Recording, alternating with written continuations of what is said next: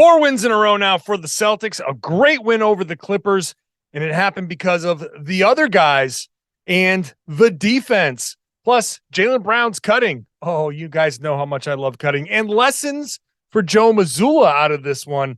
It's all right now on the Locked On Celtics podcast. Be ever ready.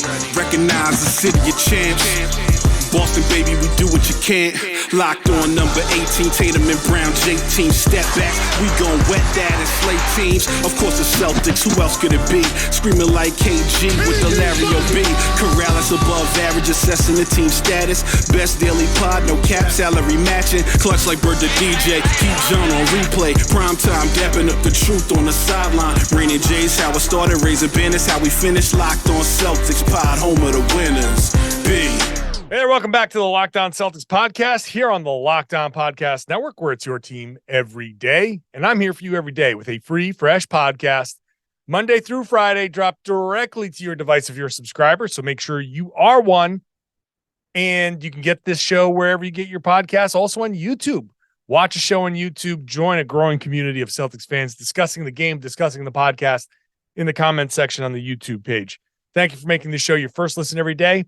I'm John Karalis, former professional basketball player. Now I cover the Celtics for Boston Sports Journal. I've also written a book called The Boston Celtics All-Time All-Stars. Today, coming to you after the Boston Celtics 116-110 win over the Clippers. A really good game. This was a fun one. I enjoyed this game. I enjoyed this game so much. I'm really looking forward to the rewatch because I have to rewatch every game to kind of see what I didn't see especially when you're watching it live. From the angle that we see, you miss things. You definitely miss things. And I like to go back and look at it again, knowing what happened. I'm not sitting there trying to figure out, how's the flow of the game and all this other stuff. I'm really looking forward to rewatching this and getting kind of like a second look at this game. Later on in the show, third segment, lessons for Joe Mazzulla.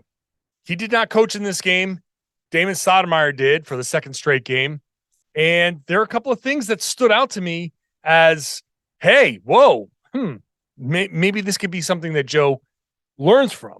Second segment, I'll talk about Jaylen Brown cutting to the basket. That was very much on display against the Clippers and recently, for that matter. Talk about that. But let's just get into this game here to start, which was a tight one early on, back and forth, really fun. First quarter, second quarter, the Celtics got 21 points combined from Tatum and Brown to go off and build a lead. But then in the third quarter, the Celtics kind of came out flat and they turned the ball over 7 times. Meanwhile, they kind of played a little too slow, a little too off some of the Clippers role players, and they gave up a 7 for 11 third quarter, but the Celtics came back. They didn't hang their heads. This was really important. The Celtics defensively stepped up. They didn't sit there and let that third quarter run get the best of them. Sometimes you lose a quarter by 12 points. It's just going to happen sometimes, especially if you come out flat. They're a good team. Fourth quarter, Celtics attacked the bucket, and this is one thing that I thought was huge in this game. My number one takeaway from this, attacking the basket. The Celtics had 56 points in the paint, 54 points in the paint in this one. Attacking the basket, especially in a fourth quarter stretch where the Clippers went small. They got away from Ivica Zubac for a little while. I mean, I guess he's got to rest sometime. And they went with Nick Batum as their center, and the Celtics just decimated that. They scored 12 points. 12 consecutive Celtics points were layups or dunks, and another 2 were free throws from Robert Williams, who, by the way, the 2 free throws were a high post move where he had Paul George in the high post, and it looked like, typical high post Rob. He's going to look for some place to pass, and then he turned and put the ball on the floor and attacked and got fouled and was I was in shock. Where was that? What happened there?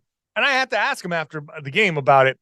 And he's like, hey, I just saw something and I took it. It's like, yeah, but you have to have seen that before at some point in your career and you've never taken it before. He's like, yeah, it's something that I'm capable of. Like, so let me just side note already in one of my many side notes that I like to do in the podcast. Side note, Robert Williams taking somebody off the dribble like that, if that's an option, if that's something that he's going to be able to do a little bit more often, that could be a game changer. That could be something that completely unlocks a new element to his game. That would be amazing. That's a lot more Bam out of Bio-esque.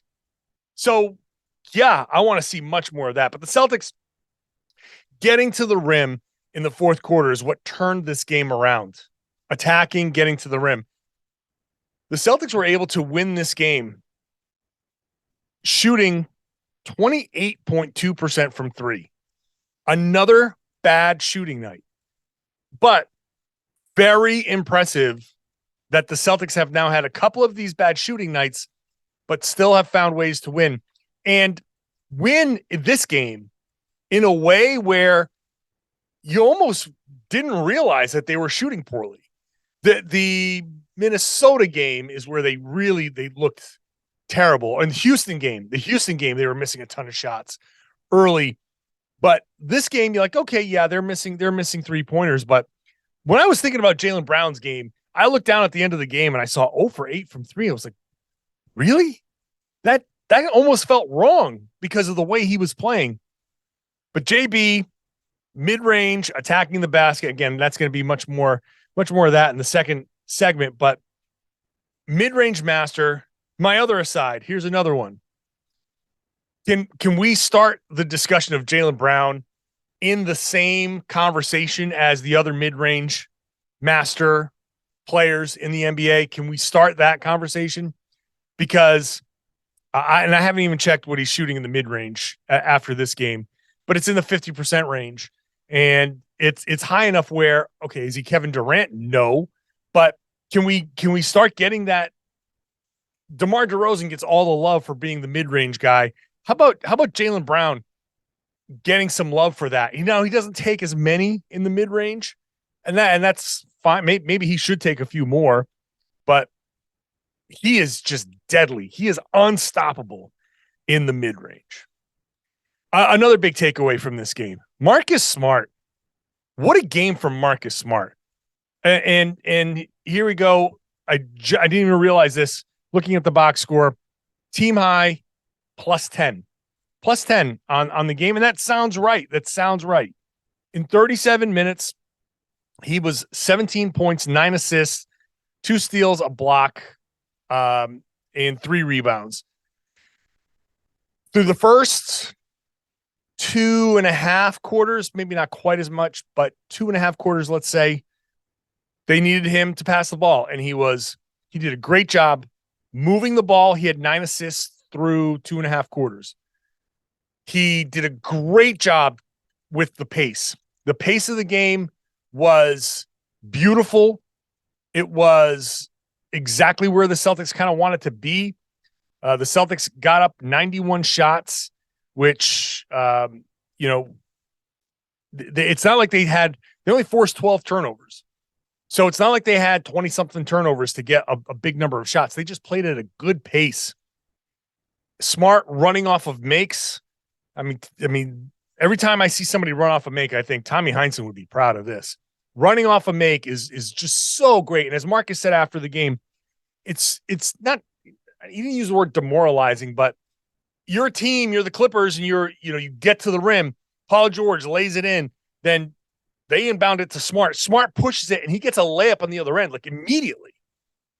It's not demoralizing, but for the other team, you're like, oh man, come on. We just scored. We're trying to put this run together. You can't let this guy do this. So doing that does take away from what the other team is trying to do. And then once the passing lane started getting closed off, they needed Marcus to score. He went and scored. And like I said, he got to the rim, hit a couple of threes, but getting to the rim, doing what he needs to do. Yeah, he took 15 shots and 7 3-pointers, but I look at those shots and I think I can't remember one that was forced. And I thought Marcus Smart played in great control. And if I had to pick a player of the game, it might be Smart because he just had the whole game working. Jaylen Brown he felt like he and Tatum each had 29 points. I don't think there's much to talk about with Tatum's game in this one. 29 points. It was kind of okay. He didn't shoot well. But Jaylen did shoot well from 2. And that's going to be the big thing here for me. Shooting well from 2 for Jaylen Brown on the cuts that he got, that relationship with Marcus Smart. Talk about Marcus Smart being in control. This is where we really saw it. We'll talk about that in just a moment. First, today's show is brought to you by the NHTSA. You're hanging out with some friends and putting back a few drinks. A few becomes a few too many as the evening comes to an end and people start to head out. You think about calling for a ride, but you live nearby. You can make it home okay. It's no big deal, right? What are the odds you're going to get pulled over anyway? And even so, what's the worst that can happen? Your insurance goes up, you lose your license, you could lose your job, you can total your car, or you could kill someone. Everyone knows the risks of driving drunk.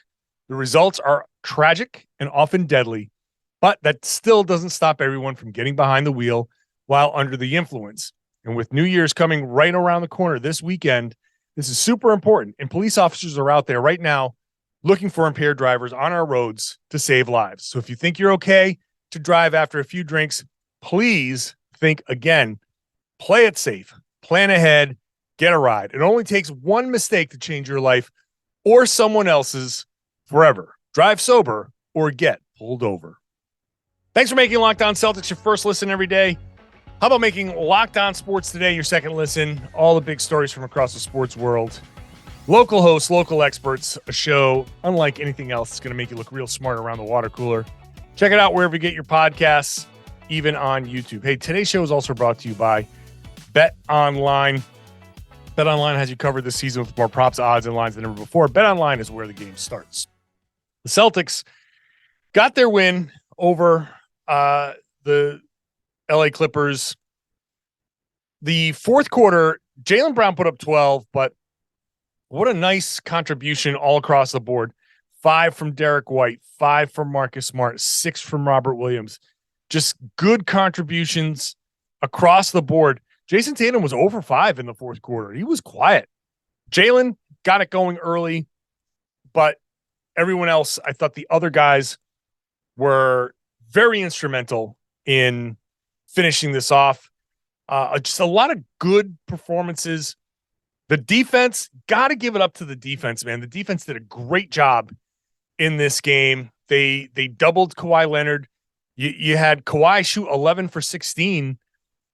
They only gave him 16 shots. They made him give the ball up a lot, and they didn't let him beat them. They forced Marcus Morris to try to beat them, and he couldn't. Reggie Jackson tried to beat them, and he couldn't. John Wall, who had a decent, he shot 3 of 6, 2 of 3 from 3, but not enough of that. Norm Powell did not have a great game, 19 points, which is nice, but didn't play really all that well. 16 shots for Kawhi when he was shooting 69%. The Celtics did a great job taking the ball away from him. When things started getting a little dicey, the Celtics, they really played not to lose over the last few minutes of the game. They got away from all of the things that were working. They started to try to milk the clock. They didn't attack. They didn't close the game out. And the Clippers just started doubling and forcing turnovers and forcing misses. And they made a run. They cut this down to 3. The Celtics were up 10. Then all of a sudden they were down. They were up 3. And the big play, a defensive play, Derek White blocking Paul George at the rim. An awesome play. Just came out of nowhere to block that shot. Wonderfully timed. I think Derek White had a really, really good game in this one. 6 of 8 shooting, 2 of 4 from 3. So it's nice to see a couple of those fall. The 2 block shots, that one was huge. After the game, he was joking about, hey, I'm a shot blocker. D. White, underappreciated, I think, for the things that he's able to do without the shooting. The shooting came back a little bit here in this one. Drew a big 3-point play. I thought D White was big. That defensive play there, and then Al Horford's defensive play after that to really seal it. Those were two. It's nice to see the Celtics close this out with defense.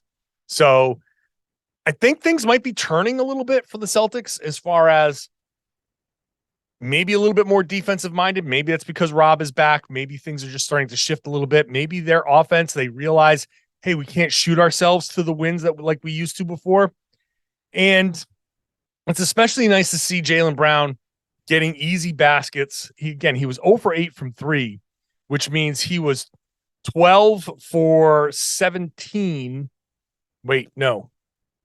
Yes, 12 for 17 when I'm trying to do the math. You guys know my math is not up. 12 of 17 from 2. And like I said before, mid-range shots, but cuts, corner cuts, starting the corner and cutting to the rim with Marcus Smart coming down the middle, driving and just finding Jaylen with that lead pass leads to easy buckets. So easy for a guy like Jaylen Brown, who was on his way to, 22-point night, to all of a sudden you get a couple of dunks and a few free throws, and next thing you know, it's a 29-point night. And a scorer like Jaylen Brown, the 29-point night is huge because you want to score as you're a scorer. That's your job. You want to put up highlights. Backdoor cuts often lead to dunks. It's great. Backdoor cuts are a great way to do all of the things that a scorer, a slasher like Jaylen Brown wants to do. It's great that he's starting to get back to that. In fact, we remember what Jaylen Brown used to be when he was a rookie, his first couple of years. He would cut a lot. That was his way of getting his buckets early on in his career. He had to get buckets via cuts because he wasn't a big part of the offense. When he got the ball into transition, he was, trying to dunk on everybody. And Marcus Smart was recently joking about that. But this is a much more in control Jaylen Brown.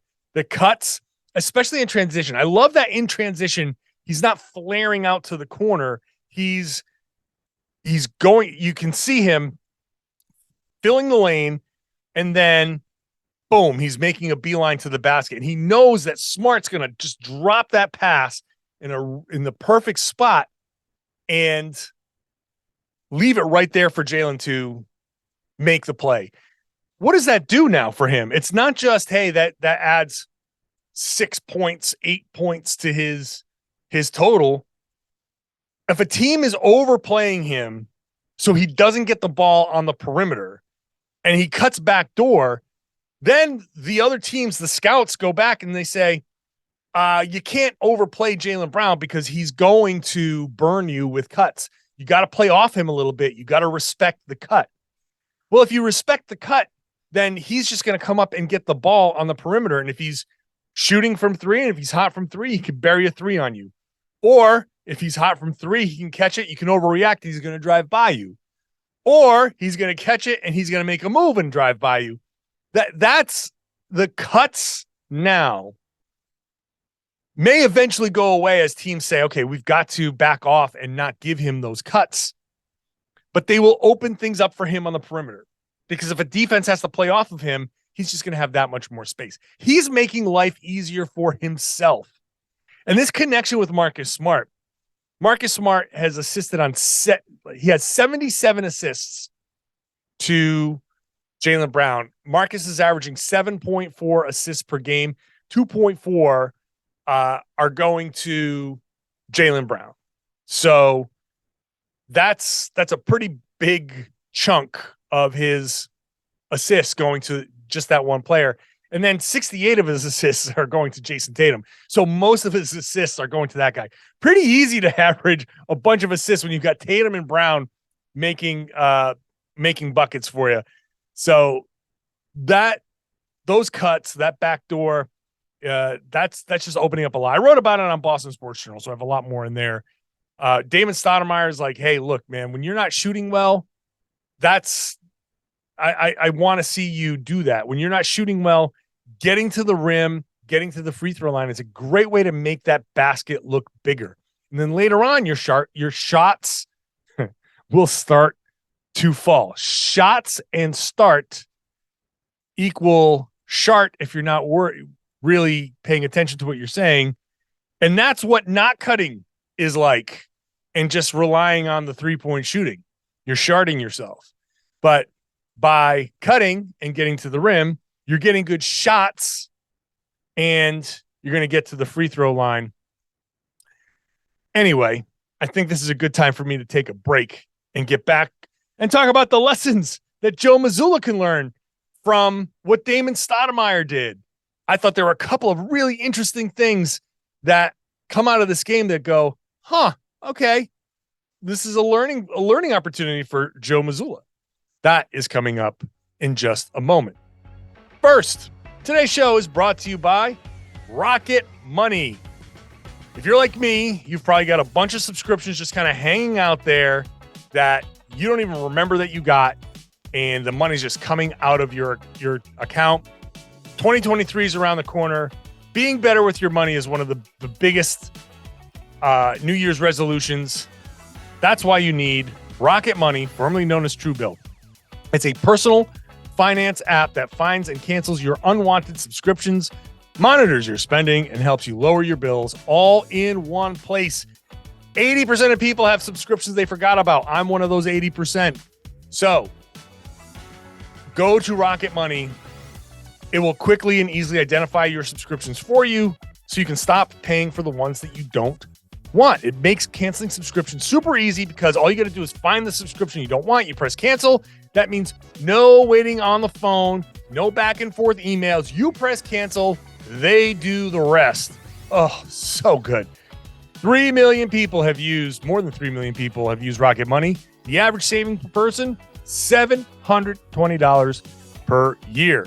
So stop throwing your money away, cancel unwanted subscriptions, manage your expenses the easy way by going to rocketmoney.com/LockedOnNBA. That's rocketmoney.com/LockedOnNBA. rocketmoney.com/LockedOnNBA. I'm going to preface this segment by saying I think Joe Mazzulla is doing a good job. The Celtics are the best team in the league. They have a winning percentage of about 73% now. They're the only team over 70%. So this is not a criticism. This is not a negative segment towards Joe Mazzulla. However, there are things in this game that make me say, hey, look, maybe Joe can pick up a couple of things here. The first thing, the easiest part that I can look at is here are the Celtics playing in a tight game against the Western Conference power. This is a team that people are looking at as a potential NBA finalist. This very easily could have been an NBA Finals preview. Jaylen Brown played 32 and a half minutes. Jayson Tatum played less than 36 minutes, 35-45. So you didn't have to play them 38, 39, 40 minutes in this game. Jaylen Brown had a spectacular game, 29 points in 32 and a half minutes. So number one, you don't have to run your stars into the ground to win these close games. It's possible that these games can be won in another way.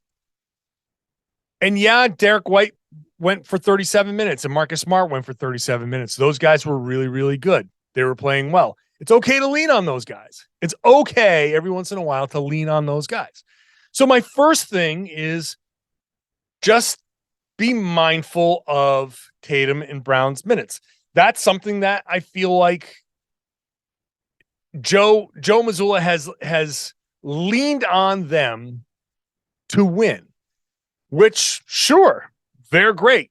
They're two all NBA players, I think, this year. They'll both be all NBA, I think, this year. One of them is potentially going to be an MVP. Both of them could get MVP votes. So yeah, you lean on those guys to get your wins, but it's not just those guys. I think the first year coach thing is kind of at play here. And they say, oh, we got to get the wins. I got to pile up the wins. And I know that playing these guys a lot is going to make me potentially win more. Damon Stoudemire is like, I'm just the acting head coach. I'm not even, hey, whatever. Like I'll play them however much I want to play them. I know I'm not going for a job right now. And it worked. So that's number one. Number two, the timeouts. Oh, we love to talk about the Joe Mazzulla timeouts. I only bring it up because I think it's becoming a topic with the players, and they unprompted have brought up timeouts in the past couple of games. Jaylen Brown, after this game, talked about how you could tell with the extra day of knowing that he'll be in the head coach's seat, that Damon Stoudemire was better prepared. And, when the Celtics needed to, when they let go of the rope a little bit, they needed to get settled down. He called some timeouts that were able to get everybody back on the same page, reorganize everything, and get back out there. He said that. We didn't ask him about the timeouts. He brought it up. And I don't want to read too much into it. I don't want to sit there and say he brought it up because Joe Mazzulla never calls timeouts. But I'm not saying that he didn't bring it up because of that either. Possibly brought it up because of that. And it was early in the third quarter. It was definitely a timeout that Joe Mazzulla probably wouldn't have called. The Clippers were making a little bit of a run. Damon calls a timeout. Celtics get back, they get settled again. Now, of course, ultimately, the Clippers win that quarter by 12, and they did outscore the Celtics after that. If Joe Mazzulla was coaching and everything went the exact same way and he didn't call a timeout, would it have been a 12-point quarter? I don't know. Maybe the Clippers would have won it by 20. Maybe the Celtics would have turned things around and they would have won it by 20. You don't know which way it was going to go. All I know is what happened. And what happened was Damon Stoudemire called a timeout. Celtics kind of responded a little bit out of that timeout. And then the quarter went the way it went. And then after the game, Jaylen Brown brought up the timeout and talked about how it was good to get the team organized. I feel like these guys are measured. I feel like these guys don't just say things to say things.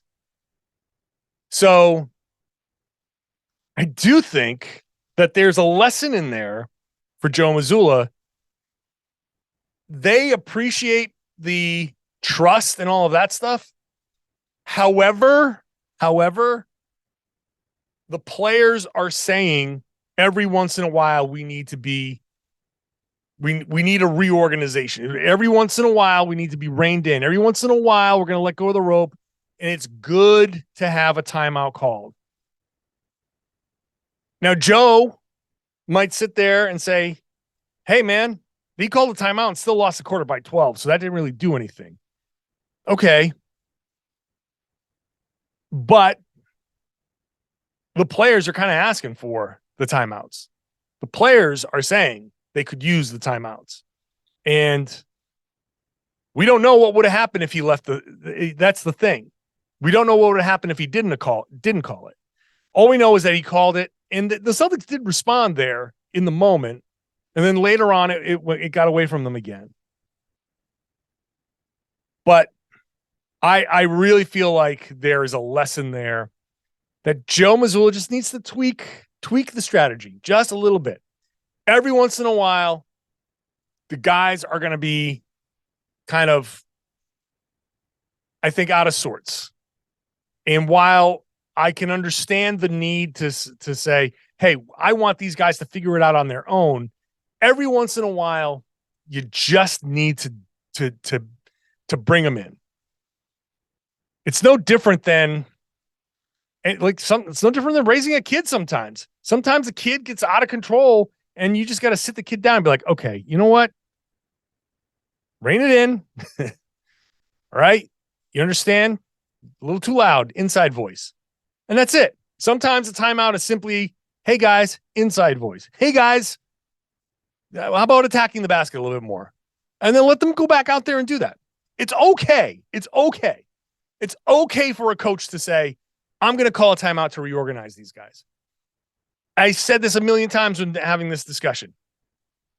The coach is part of the team. I understand the coach saying, and Joe Mazzulla saying, hey, I want these guys to figure it out. Like, dude, you're part of the team. You can help them figure it out. You are allowed to help them figure it out. That's the thing.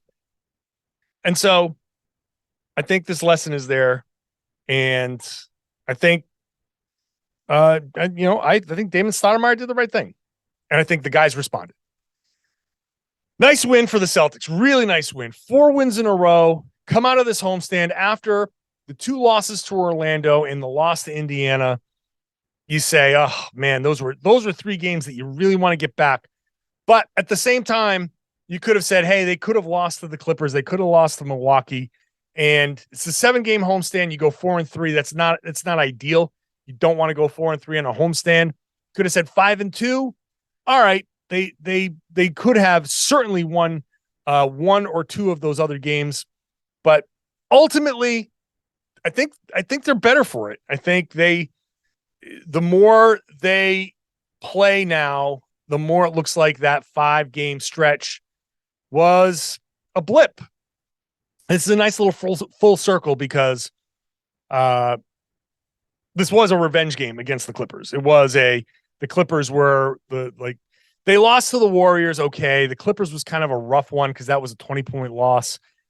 This was kind of a good kind of reset. All right, here we are back winning with defense, winning a game where you shot like crap, still figuring it out, getting back to what you do well, getting to the basket, attacking the basket. It's all great stuff. I'm very happy with this win. I'm very, very happy with this win. Now they head out for a 4-game road trip. Starts Sunday night against the Denver Nuggets.